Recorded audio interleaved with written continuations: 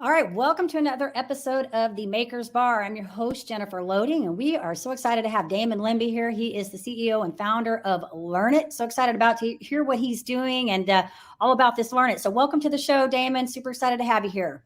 Jennifer, I'm excited to be here. This is going to be so much fun. I love your energy, and I think this is just going to be a great episode. I think so, too. All right, so let's open this up because this is the Maker's Bar and it's all about raising leaders. And so we want to know, because you're obviously a leader here, we want to know what this Learnit is about. So tell us a little bit about this company. Sure. Learnit is a corporate training company. We do virtually instructor-led training. And typically customers turn to us when they're looking to transition from individual contributors to managers who maybe don't have the necessary skill set, or an organization who's looking to improve communication across the board, or really even just create a learning culture. So we work with companies that way. And, you know, we've been around for 28 years and it's been exciting. I mean, we've upskilled close to about 1.8 million people over the years. So we've had a great opportunity to see behind the curtains of how different organizations run and try to help them with their outcomes moving forward. Yeah, very cool. Very cool. I would love to know kind of the backstory, because you just said you've been around for 28 years. So obviously you've been doing this a while. You know what you're doing. You've seen it all. What led to this? Like, what's the story behind this? So the story behind this is really, if you go, going backwards, my background was I was a baseball player. I thought I put all my eggs in one basket. In high school, I got drafted by the Atlanta Braves. I thought I was going to continue on to the minor leagues. I decided to go to college instead, got a full ride to Pepperdine, got hurt, ended up playing in the College World Series at Arizona State University. Almost forgot there for a sec. And when that finished, I was like, okay, great. Next step, minor leagues. I didn't get drafted. And like a lot of athletes, you kind of lose your identity for a minute there. You're like, well, what do I do next? Are my skills transferable? I was really lucky, Jennifer. I come from a family that had one of the largest real estate companies in San Francisco. And my dad was a big time entrepreneur, Walt Lembi, who unfortunately we lost to cancer in 2010. And so I had different options, go into a real estate business, or we had a hotel chain, but I was pretty intimidated. I didn't really know what I was going to do. He was starting a computer training company at the time, Learnit. And the idea for Learnit for him, he did what a lot of great entrepreneurs do, is he went to solve his own problem. He wanted to digitize our portfolio, real estate portfolio, went, took a class, thought it was super boring, long and sterile. And he's like, there's got to be a better way to do this. He contacted somebody who is a CFO of our old savings loan, and that's where Learnit was started. It coincided with me leaving school, and I just started off as a receptionist. I wanted to just kind of work my way up. And fast forward, 7 years, I was able to move into the CEO role when the other CEO wasn't working out. And here we are 28 years later, and I'm still really enjoy what we do here. Wow. So it's like a family business here kind of thing. I love it. Love the story. I had no idea about your background. I think that's what's so neat about these stories. I've shared, that when I get to talk to so many great people in different organizations, companies, and it's so fun when I ask that question, what's the backstory? Because you find out so many great details, but not only that, I always say our paths are not really linear, right? Like if you look at where you started and where you are today, and if somebody were to say, what happened in the middle? They'd be like, how did you get from here to here? But if you look at the path and you start seeing how everything connects, it's really fun to look at the journey, where you've traveled and where you come to in the present day. Absolutely. I mean, exactly what you just said. The paths aren't always linear. And that's important for all the entrepreneurs out there. There's going to be starts and failures and moving around. And then, I never really realized that I would learn so much from playing for 3 Hall of Fame baseball coaches like I did that would carry over to the rest of my life as far as becoming a leader. And no, it's crazy. So it's great to get to know people's backstories and see how things progressed. Well, and for, anybody that's watching this and looks at this, are going to see the one thing I noticed was your background. I'm looking at all your photos back there with Rocky and grit and execution. And I'm like, man, like I'm looking at all that and going, that's like some great, like stuff back there. Now it explains when you told your background, it kind of, all of it falls into place now. I have a disclaimer though. This is my office, right? I'm in the San Francisco Bay Area. This is we used to, pre-COVID, we had a 10,000 square foot office in the financial district where I went every day. Post-COVID, with 2 little kids, a 6-year-old and a 2-year-old, I went and got my own little space. And this disclaimer is what my wife likes to say, is she had nothing to do with the design of this office. All the pictures are all me, as far as, what I put where, not a lot of artistic design, but I like it, so for me, it's fun. So I appreciate you mentioning it. Well, and that's a great thing about, being able to work, from home, is that you have the ability to create that space, and it's funny because I feel like I've been an at-home entrepreneur for like 20 something years. And so I've had to navigate little kids banging on the door and trying to crawl through the holes. And I just recently, went and got one of these, bought some space, not really like a monthly space, but got some day office space in these co-op places where I can go in there. Now, funny thing is my kids are all grown now, so they're not really in the house, but I still can't get quiet. So I'm like, I'm going to go to one of these little co-op places. And that way, if I need to go in there and do some work, I can go in there, it's quiet and I have the time to do it. But I think when we went into COVID, we had to like really kind of change the way we did everything. And so we've sort of adopted these new ways of doing things, like, working out of our office, doing podcasts at home. You have to. If you didn't, you were done. You had, and I think that, one reaction might be, well, Learnit, 28 years, that's a dinosaur. Not at all. I mean, the only way we're able to survive is to continually have like a growth mindset attitude, or, continuously embrace change and pivot where you need to. Otherwise, I mean, for one, I wouldn't be here 28 years if it wasn't exciting. And the only way to make it exciting is to continuously evolve. And like you said, I mean, a lot of companies were super successful pivoting during the pandemic, but a lot of companies couldn't. They just couldn't make the shift, and they either went out of business or they fell way behind. Yeah. And that would be my next question, is what makes you, what makes you unique? And I think you're kind of stating that, is that ability to take this company and pivot. Mm-hmm. Yeah. I mean, we did some virtual training, about 20% going into the pandemic, but, moving forward, it's about 80, 90% now.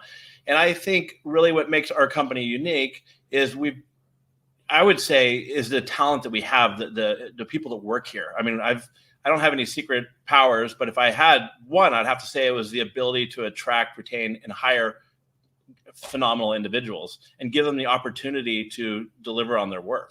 And that's really what's helped Learnit all over the years. And that's really what we strive to do with our customers too. It's help them get in a position so that, they trust their employees, they set clear goals, that they have them ask better questions. All of that is really the foundation of what we do at Learnit. Yeah. Well, and you said something there that really stuck in my mind, is the attract and retain, and I think that's so huge, because I just, I was doing something in part of this program I'm creating. I was talking about that, like the culture, of a company, and how it's so important to take the time to find the right people, but then also, how do you keep those people with you for the long term? Mm-hmm. Well, let's take a step back. Prior to the pandemic, here we are, we're in, San Francisco Bay Area, and the majority of our employees were local. And for a company like Learnit, it's really difficult to go up against a Salesforce, a Stripe, what these Googled unlimited funds. So in order to do that, a lot of times, Jennifer, we would hire for potential over experience.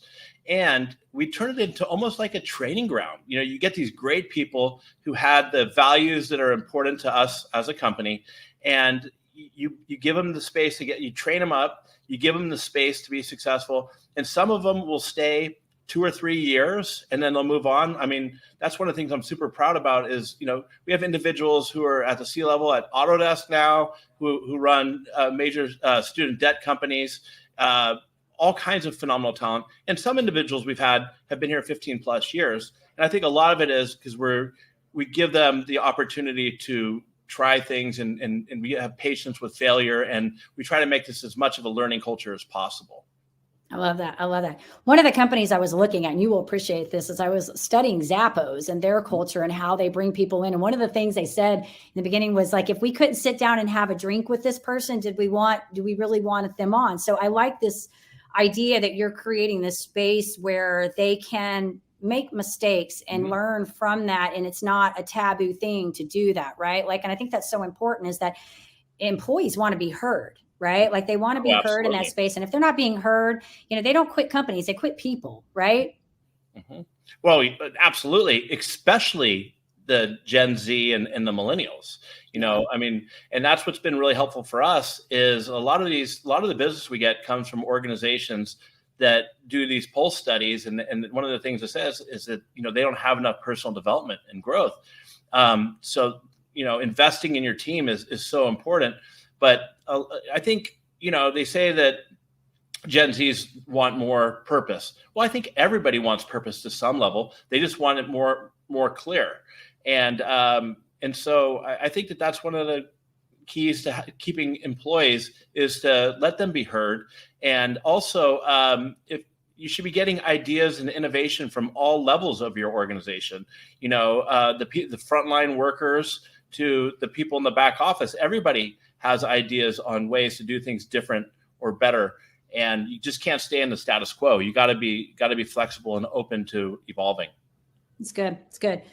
All right. Well, I want to talk a little bit about you and the leadership, because I think all of this is important. And I thank you for sharing all that. Like I said, we never know where these are going to go. And sometimes we get into a whole different, but that was such a good conversation. And I think it's so important, especially for leaders, to understand when they're working, whether it's a big company, large company, wherever you're at in that leadership space. But I'd love to know from you how you determine success for yourself and success for the business. So, obviously on one hand, you want to be profitable, because if you're not profitable, then you can't reinvest in your team, in your organization and your products. But how I really determine success for myself is, do I enjoy what I'm doing, and am I making a difference? And that's what's so cool about Learnit, is that the skills that we're helping others learn, and not just the customers, which is super important, of course, but our own team. The skills and that's really what makes me look at what I feel as far as success. And also as a business owner, we have about 75, 80 employees, but even if you're an entrepreneur and you got a couple employees, you're contributing to their family, right? In the sense of helping them go out and get their first house or first mortgage, health insurance. So all of that, as long as Learnit does well and continues to succeed, I'm really proud about that. And as far as what's success for our organization, it's, are we doing what's in line and needed for our customers to help them achieve their outcomes, and the retention of clients, and helping them with their goals.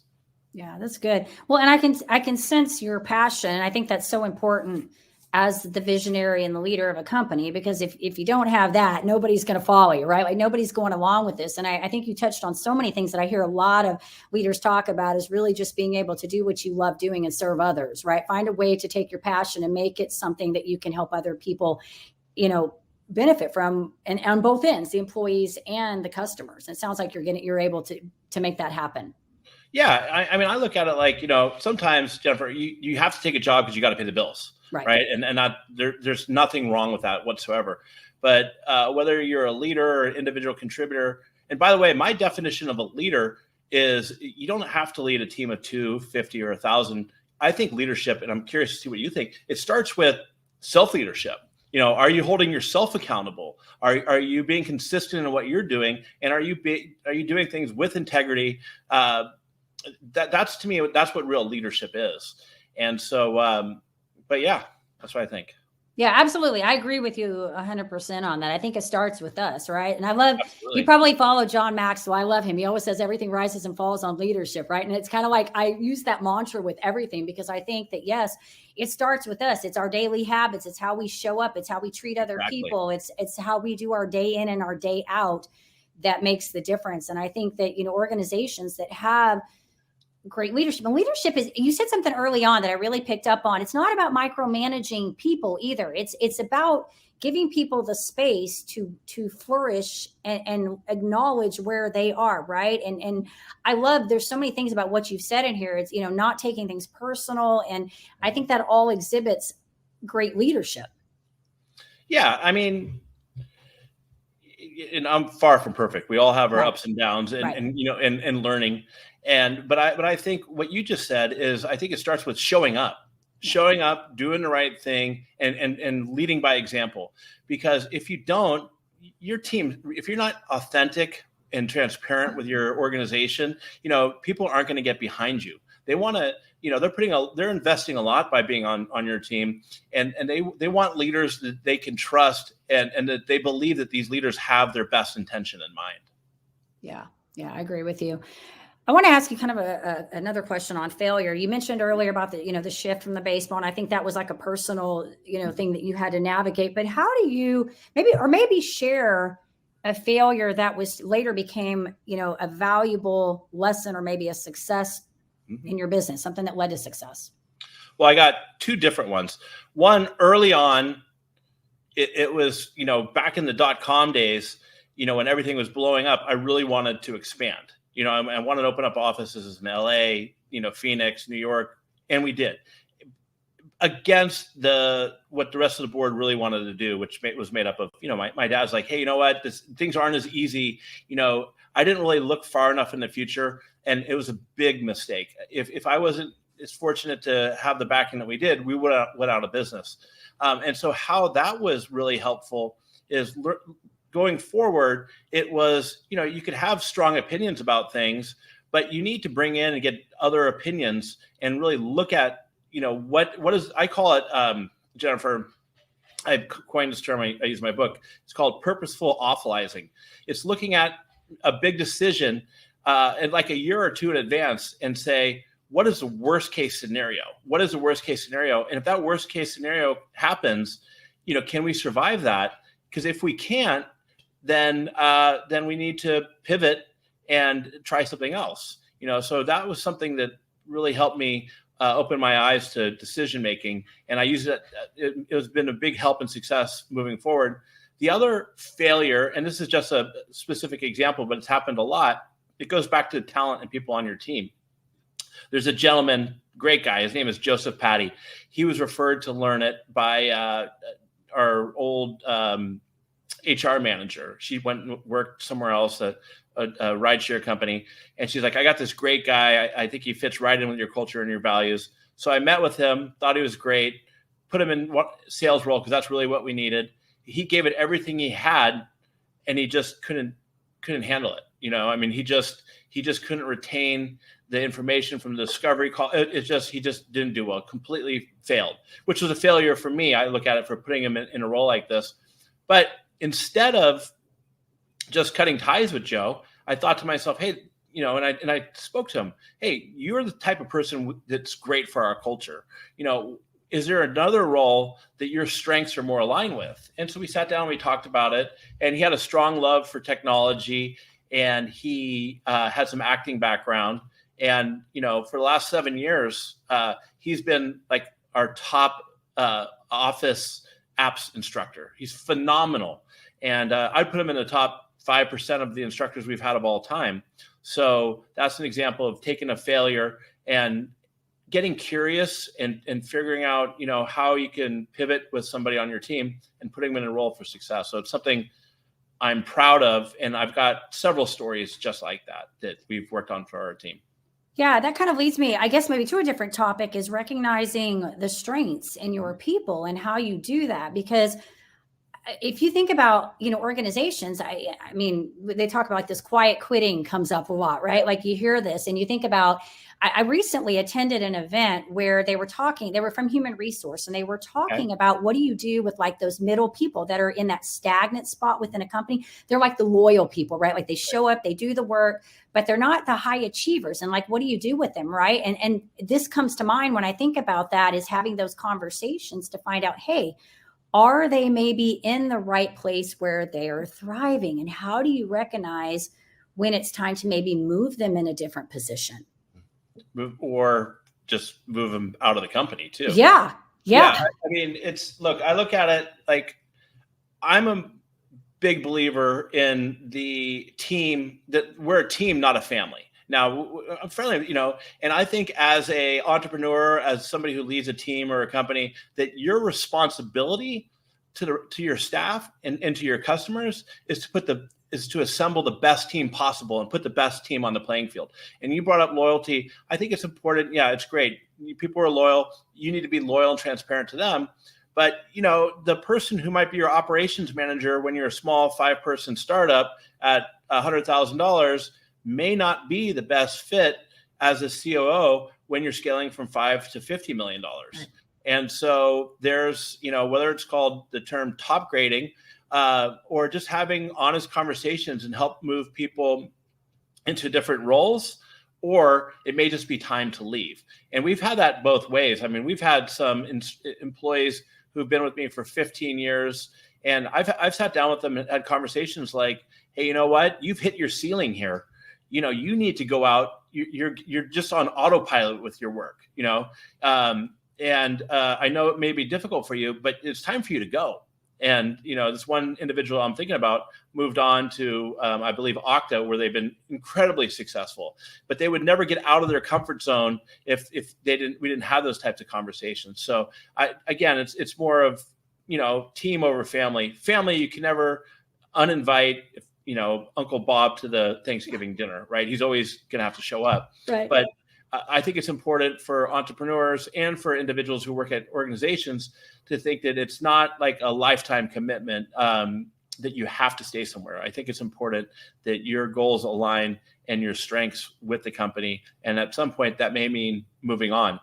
And as a business leader, and this is tougher for me early on, but you want to leave amicably if somebody decides to move on, and maybe you weren't aware that they were going to do that, because sometimes the grass isn't always greener. They may come back if you want them to, but also then they create this what I call the Learnit alumni, or this network that keeps evolving and growing over time.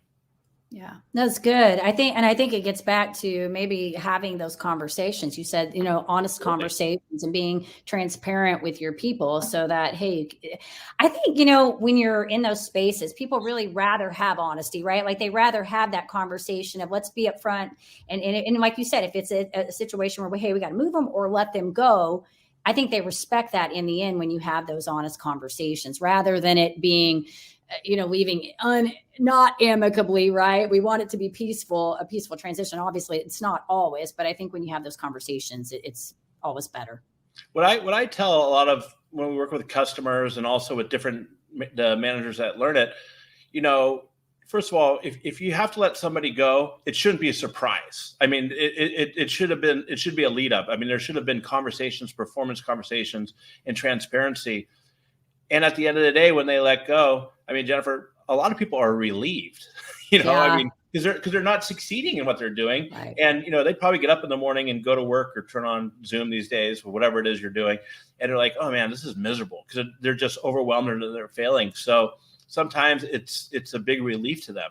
And I know it's a burden for a lot of leaders to have to let people go, and it's difficult, but keep that in mind too. You can very well be helping these individuals with their career path. Yeah. And I like how you put that, because that's how I would look at it too. And I think it's all perspective, really. I mean, at the end of the day, as a leader, it's all perspective, right? And you display your perspective onto others. So I think it gets back to that leadership, how you show up and how you perceive everything. You're going to be putting that off onto others. So that's why it's important to be the leader first before the leader of everybody else, right? I think, what was coming to mind, have you read, I'm sure you have, The 5 Dysfunctions of a Team. Love that book. I'm a huge Pat Lencioni fan. Yeah. And his most recent book, have you read Working Genius? I think it's called. I haven't read that one yet. That's good too. But I've seen him live. He lives out here in the Bay Area. Okay. But no, 5 Dysfunctions of a Team. I think that's a great recommendation for. Yeah, I partnered up with a firm for a little while that was kind of doing, I guess, maybe a little bit like what you were doing. They're working mid-size to large scale business, helping them scale. And they're out of Arizona. And that was one of the recommended books I had to read. And I was like, it was so funny because my background, I came from Mary Kay. So I was in leadership for 22 years. And I read all Mary Kay's books. And when I read that, I was like, oh my goodness, like this is so much of of kind of what we talked about in there, but we didn't really have like terms for everything. It wasn't like displayed like this. We just knew this is how we dealt with people, and we, we praised people. And if we had to say the hard stuff, we said it, but we just sandwiched it, and so that book was a really good eye opener for me when I started thinking about it, which kind of leads me to what I want to bring up with you is, do you feel like you're having that sports background has really influenced kind of how you look at the structure of your business? Oh, absolutely. I mean, never in a million years did I ever think I would be in learning and development. I went to Arizona State and I was there for baseball, yeah. And this is important, for the athletes out there who are listening, your skills are transferable. And a lot of us don't realize that, what you learn playing sports. I was really fortunate. I talk a lot about it in my book. I played for 3 Hall of Fame baseball coaches. And I've played for some pretty poor coaches too. And you learn from both. You learn from, you want to emulate some of the great stuff that these coaches do, and you want to kind of stay away from some of the terrible stuff you learned. But a lot of the skills are transferable. I mean, collaboration, discipline, having resilience, learning agility. And there's so much that transfers over. And that's why I think that college athletes, pro athletes, even high school athletes are so successful. I don't know if you realize this, but somebody brought this to my attention 6 months ago. 90% of women senior leaders or C-level leaders for Fortune 100 companies are ex-college athletes. Wow. That shows you right there, what a learning ground it is, playing sports. Yeah. And it's fun because in my other show, I talk to a lot of athletes and I love it. I always love picking their brains. I had everything from like world record holders. I just talked to a gal that had a major car accident. And wow. When she came out of that, she decided she wanted to set this world record and climb the 7-second summits. And, just to listen to her, and she's also has a thriving financial business. So just to listen to her, but funny enough, I'd asked her the question, something about, I can't remember what the exact question was, but something about what you had learned in this process. And she's like, well, I had 7 kids. I've learned a lot, So I feel like all these life lessons we have. That's why I go back to that non-linear path, that travel, like all this knowledge that we gain through all these things are what really set us up for the next places that we go to. And so I think, it's one of the things that when I listen to this whole thing, there's so many things we talked about here, but really listening to you and your passion and this evolution, where you've gone, I think it's really just been about being open to what's available and learning how to navigate the change, right? Like keep evolving, keep moving forward, grow with your people and grow with your company and grow as a leader. I mean, I don't think I could say it much better. I use a term in my book that, great leaders, they're not born, they're not made, they're in the making.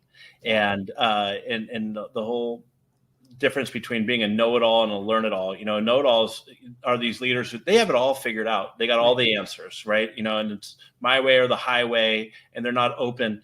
Where on the other hand, I think learn-it-alls come in with a beginner's mind. They have strong opinions, but they hold them lightly. If somebody, they want people to challenge those opinions, and continue to evolve. So no, I think it's important as a leader to embrace change, be resilient. You got to be resilient and open to continuously learning. That's awesome. All right. Well, one last question I want to ask you. What do you see, I guess, for the vision of Learnit? Like where do you see this all going?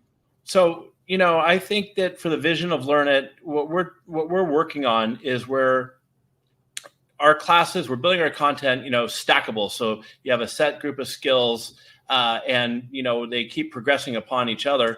And we're really trying to incorporate, because I don't think with learning, I know it's not a one and done, right? You can't just come take a 2-hour workshop, and think that you're great at giving feedback or a great coach. I mean, it's just like jumping on the treadmill one time. You can't do that and think you're exercising.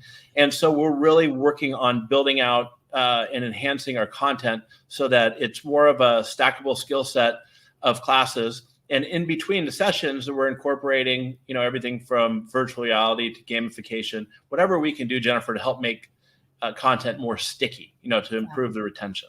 I love that. And I love that you said it's not basically a one and done thing. I don't think there's anything really in life, there's certain, like if you want to build something, you could probably, that's a complicated thing. You could probably be done with that, but most things are complex and they require continual growth all the way through. So I love that you said that, because I think, when you're dealing with people, sometimes they think it's like showing up for a leadership course and they go one time and they're going to have it. No, it's a continual process. And the other thing I would say about that is really successful individuals and companies, it's hard. It takes courage. It takes getting out of your comfort zone, making bold decisions, being consistent.